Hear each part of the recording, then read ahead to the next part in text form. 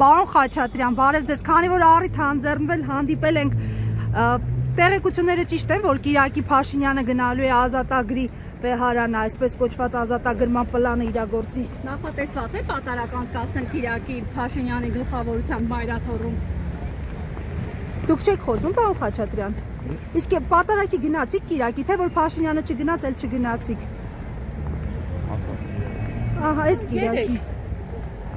Երեք պատարակ եղել եք որևէ եկեղեցու։ Իսկ ինչու՞։ Որովհետև դες տեսնում ենք միշտ այն եկեղեցում, որտեղ Փաշինյանը գնում է պատարակների։ Դուք հաշտեք Փաշինյան։ Հաշտեք որոշումների հետ։ Այո։ Ձեզ համար նորմալ է, որ կարդալուց եղած քահանան պատարակ է մատուցում։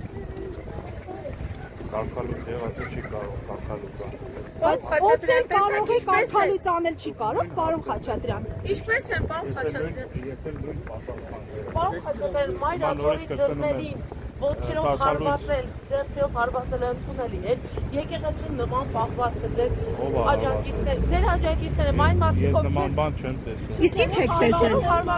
մարդիկ, ովքեր պահանջում են Վանջեր կաթողիկոսի հեռացման։ Այդ վարքագիծը նորմալ է Մայրաթոռի բախում։ Մայրաթոռի բախում այդ վարքագիծը։ Պարոն Խաչատրյան, տեսեք, որ վրացուղափառ եկեղեցում ինչ հարգանքով էին ընդունում իրենց հոգևոր առաջնորդին։ Օրինակ է ձեզ համար դա։ Կարող եք դուք էլ այդպես անել։